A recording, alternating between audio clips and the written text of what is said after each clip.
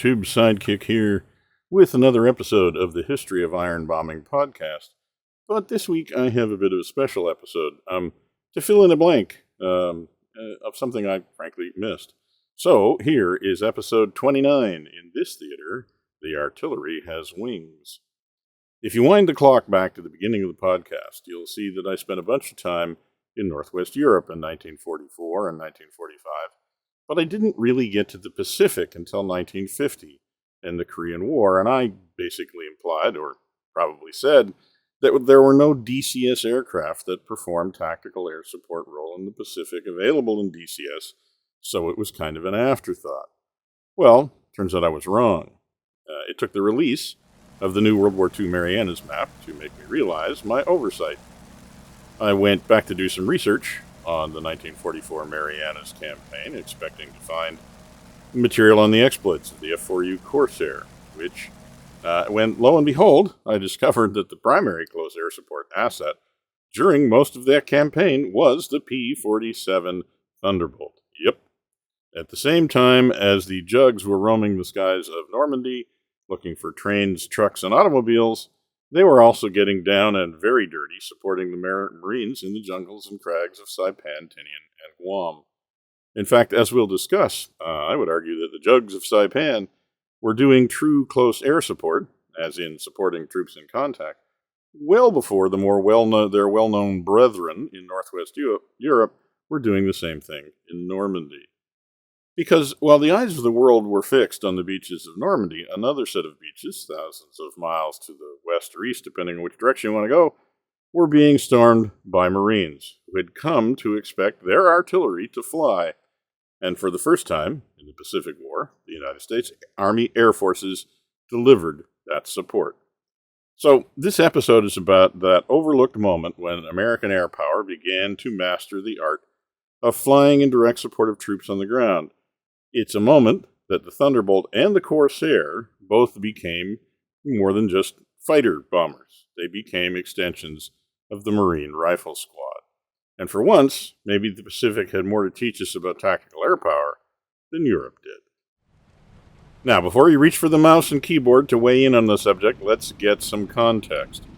By the summer of 1944, the strategic logic of the Pacific campaign was pivoting a little bit. The goal was no longer just attrition or island-by-island denial. The Marianas actually were quite different, because Saipan, Tinian, and Guam were key to the next phase, which was bringing Japan itself into the range of strategic bombardment, because capturing the Marianas would allow the United States to base B-29s within reach of the Japanese home islands, which, by the way, meant the United States Army Air Force was, for once, very interested in helping the Navy capture the islands quickly. The planning for the campaign was intense. Operation Forager, as it was known, was the largest amphibious operation in the Pacific to date. It was also one of the most joint from the very beginning because it brought together the Navy, the Marine Corps, the Army, and the Army Air Force planners. The Navy would deliver the Marines would clear the islands, but the Air Force would make it all worthwhile. Now, just before the landings at Saipan, the U.S. Navy struck a decisive blow in the air, the Battle of the Philippine Sea, better known as the Marianas Turkey Shoot. Hundreds of Japanese aircraft were destroyed, effectively ending Japan's ability to contest air superiority over the Marianas. It cleared the skies for tactical air power to operate without any concerns about interference in the air, and the victory basically confirmed to the United States Army Air Force that this was their moment. And so while carrier-based aircraft bombed and strafed coastal defenses and inland strongpoints in the run-up to the landings, the USAAF pushed its own agenda forward. They didn't just want to participate, they wanted the islands. They wanted those airfields, and they were willing to get involved in the dirtier, riskier business of close air support to make that happen. Now, unlike their Army counterparts in Europe, who enjoyed vast stocks of artillery and ammunition and a long logistical tail, the United States Marine divisions operated with less artillery, less room, fewer trucks, fewer resupply options, fewer options for fire support, especially when the Navy decided it had better things to do. So what the Marines had instead was a culture, a mindset, a belief that every Marine, including pilots, was an infantryman first, and that air power was an organic part of the main objective, which was taking ground away from the enemy and keeping it. Air support was not just an adjunct to the Corps or theater command, but a fire support tool to be used at the battalion level. From the earliest campaigns, Guadalcanal, Tarawa, Bougainville, the Marines had refined a form of close air support that emphasized coordination. Forward air controllers, although they weren't called that in World War II, had prearranged procedures. They learned how to talk to the pilots.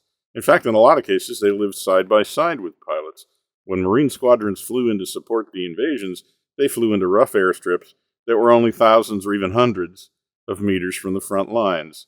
The guys they were protecting might well have been guys they saw on the chow line when they were in reserve, waiting to go back into the attack. So the Marine pilots developed their own air-to-ground liaison teams. They rehearsed integration. They trained for it.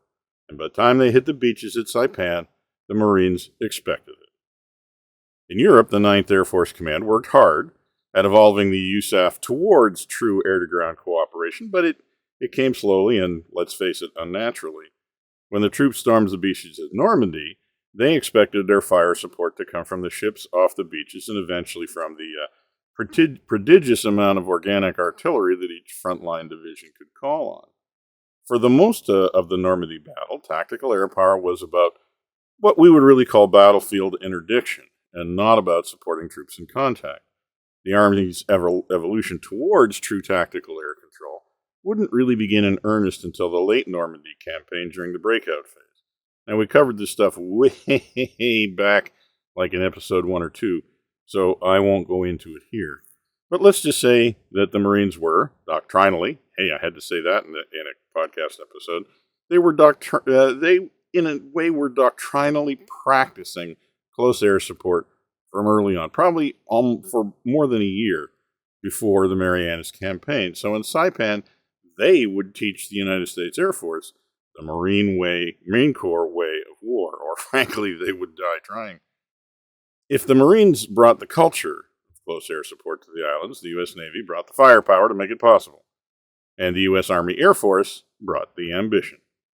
The planning for the invasion of the Marianas, as I said, Operation Forager, wasn't just about taking the islands, it was about shaping the endgame in the Pacific.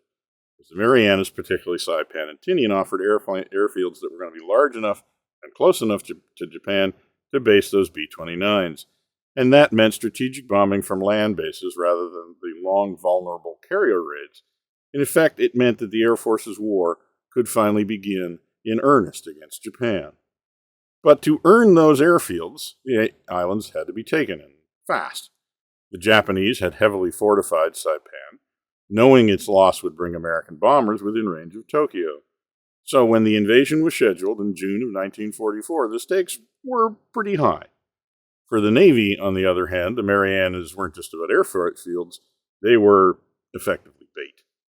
Admiral Raymond Spruance and his planners understood that landing forces this deep in the Japanese defensive perimeter would almost certainly draw out the Imperial Japanese Navy for the decisive carrier battle that they'd been preparing for since Midway. The last major carrier action had been probably more than a year earlier, and at that time the U.S. Navy, in the time since then, the U.S. Navy had grown kind of overwhelming. They had dozens of new Essex-class carriers, they had better trained air crews, they had radar-directed fire control and combat-tested coordination of the fast carrier task force. The Marianas offered the chance to force the issue, to make the Japanese come out and fight, and if all went well, to end Japanese naval air power for once and for all. Well, the Navy struck first. On June the 11th, carrier aircraft began pounding Saipan's defensive, first to neutralize any aircraft stations on the island, which would allow the Navy's big guns to get close to the islands, and then switching to a sustained campaign of pre-landing bombardment. Now, most of the ordnance dropped during this phase of the operation was carried by F-6F Hellcat squadrons of the fast carrier task groups. Soon, battleships and cruisers added their guns to the fray, softening up Japanese positions before the assault, but it was the naval air arm that took center stage, launching strike after strike from task forces offshore. These pre-invasion raids not only targeted coastal defenses, but also disrupted Japanese logistics and reinforcements, especially on Tinian and Guam. But just as the Marines were getting established ashore, the Navy discovered that it had better things to do because the Japanese carriers were out and the fast attack carriers were gone after them. While they were away, the burden of the close air support was carried by escort carriers carrying F-4F Wildcats and TBF Avengers. And then came the Great Air Battle, the Battle of the Philippine Sea.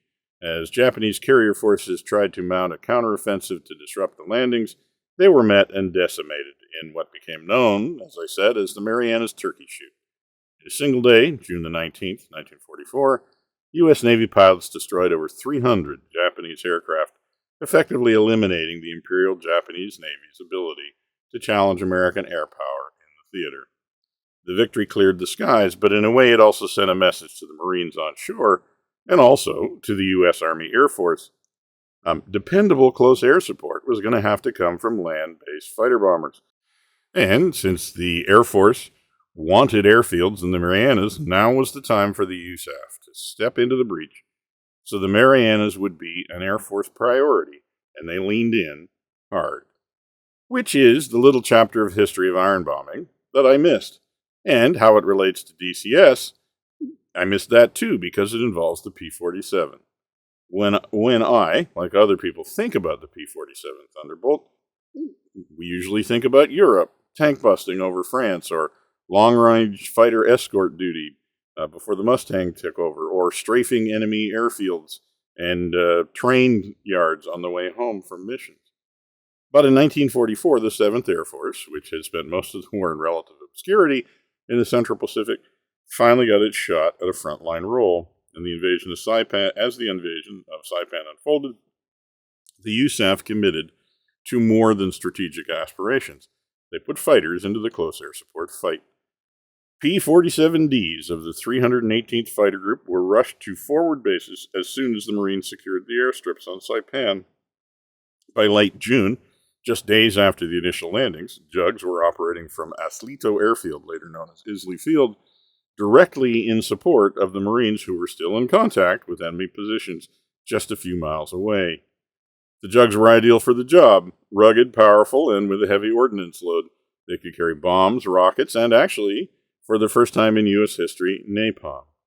The Marianas campaign was the first time that napalm was actually dropped from U.S. fighter bombers. Now, the effect of that napalm was immediate and devastating, by the way. But more importantly, these were true close air support missions. This was not battlefield interdiction. Thunderbolts were called in by ground observers, often using field phones and SCR 300 radios, to direct strikes within a few hundred yards of friendly positions. Forward air control is still primitive by today's standards, but it was evolving quickly, especially in the hands of Marine air-to-ground teams who had been practicing close air support since Guadalcanal. Now, the missions they flew required pinpoint precision and often pretty precise timing. The Marines on the ground expected to get support within, not as quickly as we would today, maybe not in 5 minutes, but certainly within half an hour to 45 minutes. They expected to see the air assets attacking the targets that they've pointed out, which were often the cave mouths on the sides of rocky hillsides, or buried supply caches hidden under jungle camouflage. They were targets that were literally impervious to anything but a direct hit, and they were also impervious to artillery or anything else the Marines had tried. And in 1944, the only way to get the precision that was needed to get that close to the target was to get close to the target. Very close to the target. Thankfully, the anti-aircraft defenses of the Japanese forces were relatively rudimentary, because basically for the Japanese, the best defense for most defenders was to stay hidden and not to come out in the open where they could actually engage the aircraft. But between the smoke and dust and confusion of battle, and approaches that often required firing rockets, almost horizontally into the caves and the sides of hills, flying in Saipan was by no means for the faint of heart. And there was a lot of it. The airstrips were so close to the front lines that a P-47 could taxi, take off, reach its target, and land again in less than an hour. Some pilots flew as many as 5 sorties a day, cycling between rearming and refueling in a rhythm that mirrored the push of the infantry below. Now, Saipan wasn't just a showcase for Army Air Force close air support. it was a training ground for what close air support would eventually become. Although, frankly, the Army and the Air Force were going to take about 5 more decades to remember all of those lessons, the Marines, on the other hand, never forgot. Air-to-ground teams, the proximity to the front, direct coordination, these became the hallmarks of tactical air power in the Pacific and, frankly, wherever the Marines went from then on. And the Jug, often forgotten in the island war, in Saipan and Tinian and Guam, became the tool of surgical brutality that the troops on the ground needed. Now, if Saipan was a grinding introduction to close air support, the next island, Tinian, was a demonstration of how quickly air-to-ground integration had matured. The island of Tinian itself is only about 3 miles wide and 9 miles long. It's flat, it's dry, and it's crisscrossed by cane fields and coral roads.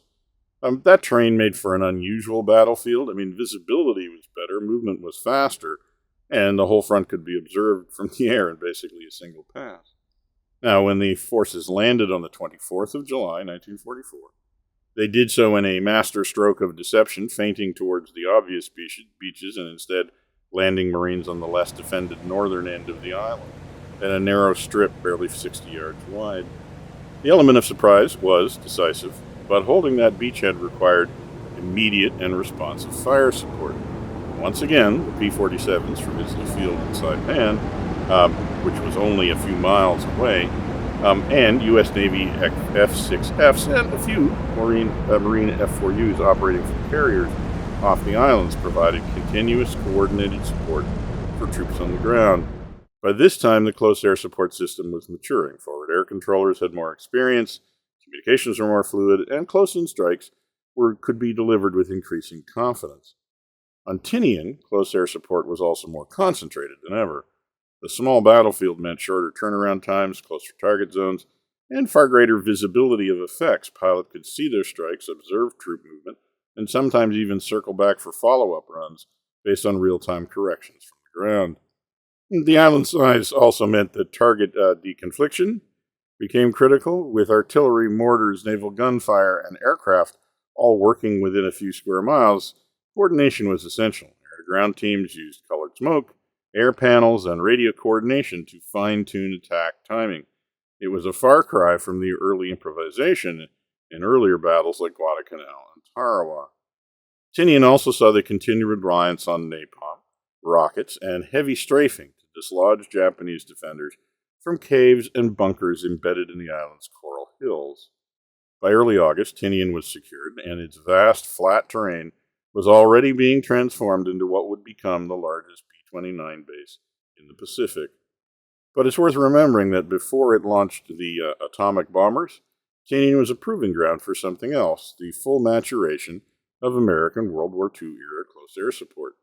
On that compact battlefield, Army and Marine aviators, ground controllers, and infantry units pulled off one of the most efficient air-to-ground campaigns of the entire Pacific War and of the war in general.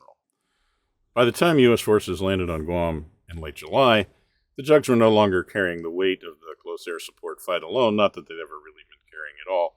Of course, naval aircraft carriers, mostly escort carriers, were providing a lot of the air support for the Marines that landed on Guam.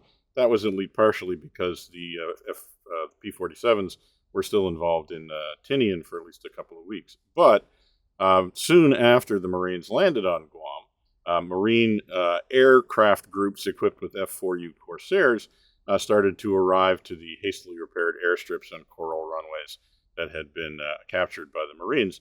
The first was Marine Air Group 21, flying from Agana Airfield. They arrived just days after it was secured. And their mission, same as the P-47s had been, was to support the Marines on the ground. This was support by Marines for Marines. If the P-47s proved that close air support could be flown by anyone, the Marines will tell you that the Corsairs of MAG-21 proved that it was better flown by someone who knew the ground game. Marine aviators brought with them not only the hardware, but the doctrine, the expectation that they were there to serve the riflemen. They understood the terrain, the tempo, and the chaos of the jungle battlefield. Now, Corsairs brought essentially the same loadouts as the P-47s, 500-pound bombs, 5-inch rockets, and 650 caliber machine guns. But they could fly slightly tighter patterns. They stayed lower, flew slower, and responded more directly to requests from forward air controllers. In many cases, Marine pilots had trained alongside the very units that they were now supporting.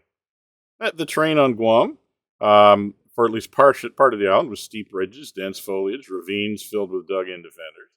It meant that actually it was kind of hard for artillery often to reach the target on reverse slopes and things like that. Now, Corsairs, like the Thunderbolts in Saipan, could. They flew missions against pillboxes, caves, and bunkers that had survived naval bombardment and artillery fire. They also strafed and rocketed the Japanese reinforcements attempting to reposition through the island's interior. By early August, Marine air power was flying between 100 and 150 close air support sorties a day across Guam and northern Tinian, and the U.S. Air Force, the U.S. Army Air Force P-47s were also contributing a like amount from their airbase on Saipan. They were even beginning to fly missions to Guam, although those ended up being fairly long duration missions. Forward air controllers were established feature of the battlefield. Pilots were using visual panels and smoke to mark targets, and basically integrating air support into the ground fight was taking root, was becoming a part of the way that Marines on the ground expected to operate. Whether or not the aircraft that showed up was a Marine aircraft or a U.S. Army Air Force aircraft didn't matter to them at all. And this wasn't improvisation. This was a model, a doctrine, and it would become the foundation of post-war Marine Corps air-to-ground integration, arguably the model for every joint terminal attack controller team that followed even today. The Marines, it's fair to say, did not forget the lessons of 1944. Unfortunately, the same can't be said for the USAAF and then the USAF. As we have discussed, barely 6 years later, the United States Air Force had to reinvent just about everything they needed to do for close air support, doctrine, aircraft, training, while the Marines, well, they showed up on board the same ships, escort carriers that had been around since 1944, flying pretty much the same aircraft because they were flying upgraded F-4Us and using the same doctrine that they've been practicing continually since. So, as we've discussed before on this podcast, while the United States Air Force pilots learned quickly how to fly the missions, the Army units learned quickly, and the Army units learned quickly how to use them. The standard of air support provided by the United States Air Force aircraft just never reached the level provided by the Marines. But, we've gone into that discussion in detail, so let's not go down that rabbit hole again.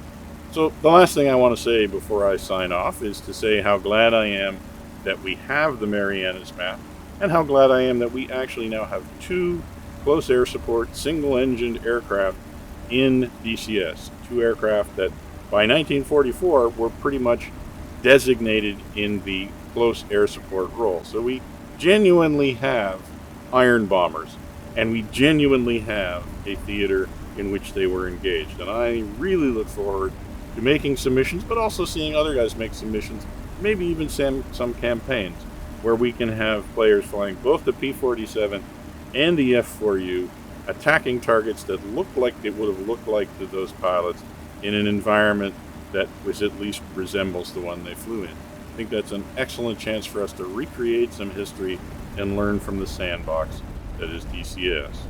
So that's going to be it for this time. I promise we'll get back to the far end of the history of iron bombing in the next podcast, and I'll wait to talk to you then. Thanks for listening, and I will talk to you again soon.